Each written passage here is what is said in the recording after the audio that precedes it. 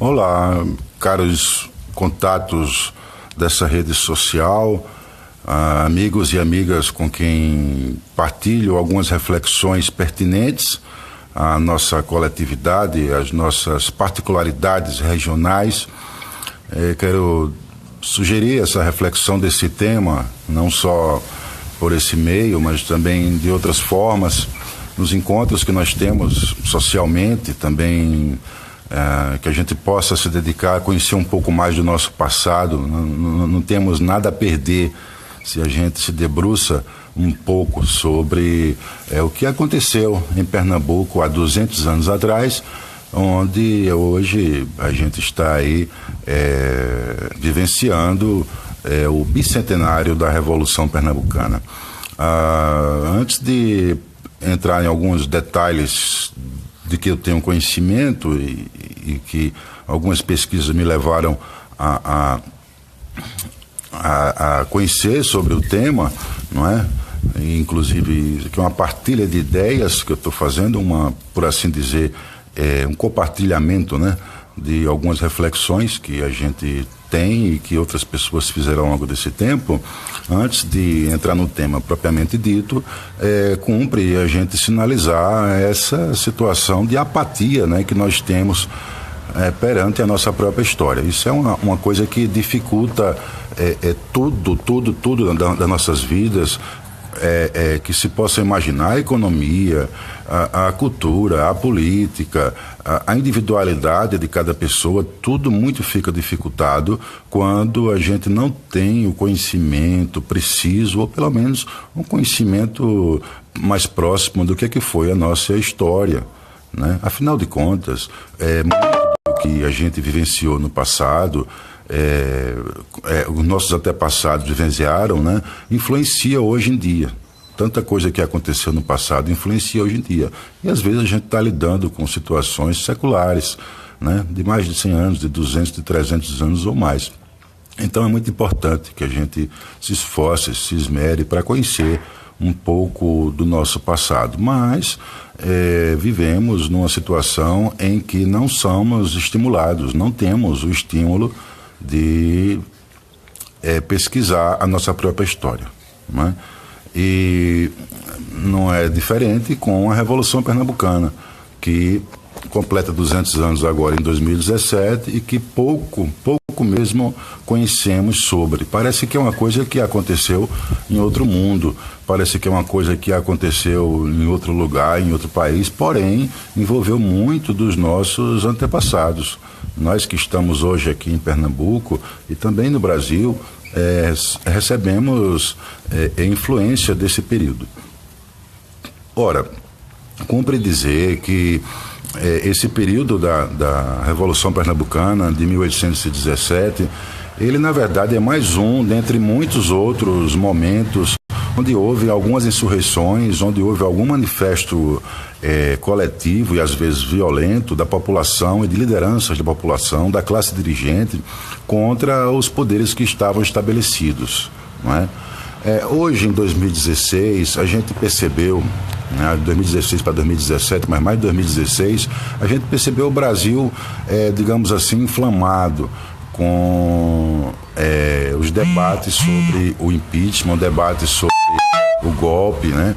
E essas atividades que ocorreram muito nas ruas, elas são muito parecidas com outros períodos que aconteceu na história de Pernambuco. Então, para a gente conhecer um pouco da Revolução Pernambucana, a gente é interessante que conheça também, eu não vou adentrar nesse detalhe, da primeira, digamos assim, manifestação de combate, né, que houve em Pernambuco, e uma das primeiras do Brasil, em defesa de interesses coletivos, e interesses coletivos, diga-se com alguma razão de ser, né, que foi em 1640, com a chamada Restauração Pernambucana, onde houve a expulsão dos holandeses. Lá, mais antigo ainda, os nossos antepassados se posicionaram contra o domínio holandês e conseguiram expulsar os holandeses do Nordeste do Brasil. Independente de uma polêmica que se arrasta através de séculos, de que se isso foi bom ou ruim, a gente tem que interpretar que foi a vontade popular junto com as lideranças. Ou podemos dizer, no mínimo, que foram as forças vencedoras, foram as forças luso-brasileiras que estabeleceram em 1645 uma retomada do Brasil, então colônia, alinhado à coroa de Portugal. Ora, nesse momento de 1645, houve, segundo muitos historiadores, não é? Houve muitos intelectuais, houve um primeiro sentimento de nativismo, de um princípio, um embrião de dizer o que é ser brasileiro. São pessoas que são nascidas nesse solo, que vivem, que cultivam, que cuidam, que se relacionam, que têm suas expectativas, que criam seus filhos, que criam seus planos de vidas. Então, a essas pessoas cabe a resolução de seus destinos, não é? A essas pessoas cabe a autonomia de sua vivência. Então, em 1645, foi o primeiro momento em que houve, aqui em Pernambuco, uma postura mais autônoma da brasilidade, né, do povo brasileiro, né, já com uma formação clara das três áreas do globo que nos formaram, né, os africanos, os indígenas e os europeus. Bom, aí de 1645 até 1817, claro, muita coisa aconteceu, né? Inclusive outras batalhas, outras revoltas, mas a nossa temática de agora, que é a de 1817, faz justamente um retomar desse sentimento nativista, né? Como foi também outras revoltas que aconteceram não só em Pernambuco e não só no Nordeste, mas no Brasil. Um sentido de apego à vivência local, né?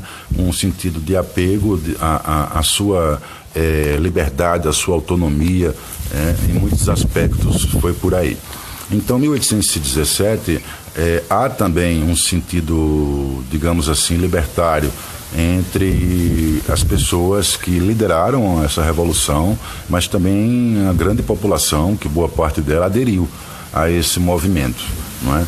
E sobre o tema específico, a gente vai perceber que, para interpretá-lo, é preciso que a gente conheça o que estava acontecendo no mundo.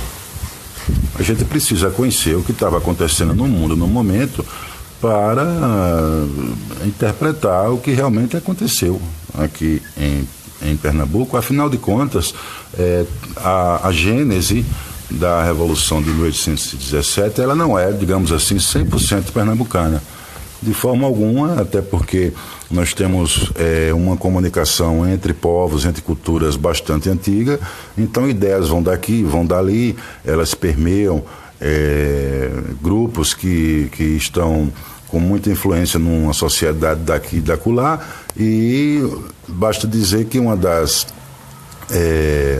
motivadoras, digamos assim, ideias da Revolução de 1817 foram os ideais iluministas, né, propostos pelos filósofos europeus, notadamente os franceses. Então, quem quiser reconhecer a Revolução de 1817 vai ter que chegar, inevitavelmente, nos filósofos franceses, nos movimentos que aconteceram na Europa, especialmente os movimentos de fundação da República, né, a República Moderna, né, que vale lembrar daquela muito conhecida Revolução Francesa, de 1789. Mas eu insisto mais uma vez em dizer que a nossa história é pouco dita, a nossa história é pouco falada, a nossa reflexão dos nossos antepassados é pouco estimulada para que a gente pense sobre isso, né?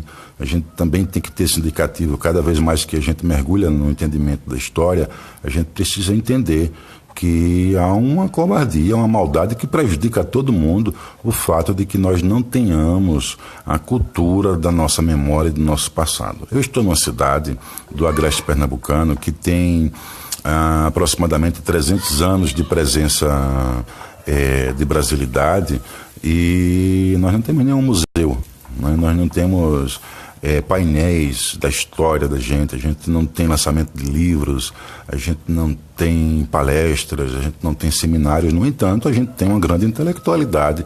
São pessoas, muitas vezes pessoas jovens, numa idade produtiva, com boa reflexão intelectiva, pessoas que estão sendo ignoradas dentro de seus labores. Então, um dos motivadores para que eu reflita sobre a Revolução de 1817, é que a gente tenda a, daqui para frente, mudar essa tônica de ignorar tanto o passado. Né? Que a gente possa ter a cultura da história não como uma coisa distante, uma história de conto de fadas, um livro fechado, não, mas algo vivo, algo que nos influencia no nosso cotidiano, né, de várias formas. E aí, o que eu posso dizer sobre a Revolução específica do tema de 1817 vai ser sobre o que nós temos de acesso nos livros, praticamente. Alguns museus que estão estabelecidos no Recife, todos, propriamente, tem algumas indicativos, né? Tem alguns indicativos do que foi o movimento revolucionário de 1817, mas, em linhas gerais, a gente está justamente na época da ascensão do Estado liberal, da economia liberal, dos ideais iluministas, e da classe burguesa. A classe burguesa, que é uma classe que se fortalece na Europa, ela começa a ter uma ascensão, ela quer participar diretamente do Estado, um Estado que era regido, né, por um rei, por uma monarquia, por uma realeza, né? Então, a Revolução, em linhas gerais, a Revolução Francesa, ela é muito clara disso, ela estabelece alguns princípios legais onde as pessoas são iguais perante a lei, ou pelo menos isso é um indicativo, né? E que há uma representação da população nas suas diversas camadas para quem vai tomar as decisões do Estado. Como é importante isso, né? As decisões do Estado serem tomadas pelos representantes que a própria população escolhe. No entanto, no período da realeza, o poder do Estado ele é dado a um rei, a uma rainha, a um monarca, que se posta como muitas vezes um iluminado, né, divino, e que cabe todas as decisões, às vezes com os códigos legais, às vezes não, mas a vontade pessoal do rei prevalece sobre, muitas vezes, a vontade da legislação. Então é todo um conjunto de mudanças de costumes sociais que passa a acontecer, de uma classe econômica que passa a ter poder de atuação, que é a classe burguesa, não é? A classe dos primeiros industriais, dos primeiros cidadãos livres, né? E que no Brasil chega também com essa força e com essa determinação de querer dar os rumos do Estado. Um Brasil que fazia parte ainda do Império Colonial Português, né? E que passa a, inclusive, ser um país muito onerado economicamente, com a presença dos portugueses da realeza. Simplesmente foram 15 mil pessoas que chegaram aqui, inclusive fugidas, né, dos movimentos revolucionários de Portugal, e ao se instalarem no Rio de Janeiro com Dom João VI, essas pessoas passaram a ter o seu sustento de vida, os seus gastos mantidos pelos impostos. Os impostos foram aumentados por todo o território, e esse foi um dos motivos que se firmou um levante. Entre outros motivos, esse foi um dos motivos que se firmou um levante contra a coroa portuguesa, não é? De que os impostos estavam absurdamente elevados e que estava se comprometendo, digamos assim, o andamento da economia local, né? Ora, esse fator, junto a outros fatores também, que é preciso que se faça uma pesquisa para quem se interessar, vai dando uma elucidação do que é que foi o movimento, do que é que foi uma batalha, de fato, em que envolveu muitas pessoas, inclusive pessoas do segmento popular, e que houve muito derramamento de sangue, né? Essa é a parte trágica da história, que houve muita tragédia, houve punições severas aos insurreitos, porque eles estabeleceram um governo independente do governo de Portugal, de Dom João VI, da realeza. Imagina o que é, né? Em qualquer época do mundo, um território unificado, um grupo de pessoas chegam a poder, toma tudo, senta lá no gabinete do governador e diz que agora o governo agora é de outra pessoa, não é mais daquele grupo, e com o apoio da população por um tempo. Então, esse acontecimento de 1817 teve essa significativa vivência. Foi estabelecido um governo provisório de 3 meses, ou quase 3 meses, inclusive com ideais republicanos. E uma das principais cláusulas, digamos assim, uma das principais indicativos desse governo, que escreveu cartas, os documentos estão todos aí, quem pesquisar vai encontrar. Na internet acha muita coisa. Escreveu cartas, escreveu normas. Uma das coisas desse governo é que o Brasil passava a ser independente, né? Ou Pernambuco passava a ser independente de Portugal. Olha só, né? Então aí você já tem uma realeza que está quase 3 séculos acostumada a ter dividendos com a colônia brasileira, e de repente aparece uma boa parte da nação, e uma das mais produtivas, Pernambuco, a fazer uma independência e dizer: não, agora a gente não vai mais mandar de jeito nenhum os nossos dividendos para a realeza portuguesa. A realeza portuguesa é que se vire. Nós agora somos independentes, nós vamos cuidar da nossa gente, do nosso povo, dos nossos interesses, e por aí vai, né? Então, esse movimento causou com que houvesse uma reação decisiva de Dom João VI e de toda a equipe da realeza, e foi enviada uma fortíssima repressão. Foram 4.000 homens que vieram de Portugal, 4.000 soldados que vieram de Portugal, e que essa esquadra aportou no Recife e reprimiu violentamente um movimento que estava tomando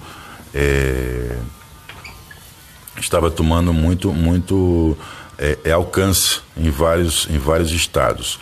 Então, gente, como é sério, né, essa coisa do que aconteceu, e a gente às vezes, quando escuta falar dessas coisas revolucionárias, sei lá o quê, dessas coisas da história, é como se fosse uma coisa diferente, como se fosse um filme, né? Dá uma sensação como se fosse um filme, mas foi coisa real, coisa que aconteceu com os nossos antepassados.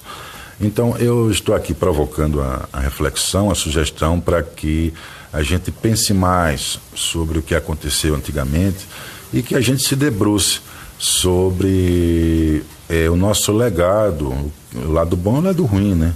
Tivemos, por certeza, pessoas, parentes, digamos assim, que viveram do lado dos insurreitos, e também dos outros do lado dos repressores, que reprimiram a mão de ferro a Revolução de 1817. E também fazer uma reverência àquelas pessoas que, de fato, tinham um sentimento libertário, porque é um sentimento que a história mostra ao longo do tempo que ele é altivo, é um sentimento que dignifica muito o ser humano na sua passagem por esse mundo, que orienta muito as pessoas e faz com que a gente tenha esperança num mundo cada vez melhor. Quantas pessoas que a gente conhece do nosso dia a dia não são pessoas que biograficamente deixaram um legado ou estão deixando um legado ímpar, não é? E que a gente se orgulha de dizer assim: poxa, que bom que haja uma pessoa dessa no mundo, não é? Se a gente for citar na época contemporânea nossa, a gente vai citar dezenas de pessoas, muitas no campo missionário religioso, a exemplo de um Chico Xavier, de uma Irmã Dulce, tantas biografias como Mahatma Gandhi, né? Tantos artistas como Oscar Niemeyer, na contemporaneidade, né? Tantas pessoas de uma sensibilidade aguçada, como uma Clarice Lispector, né?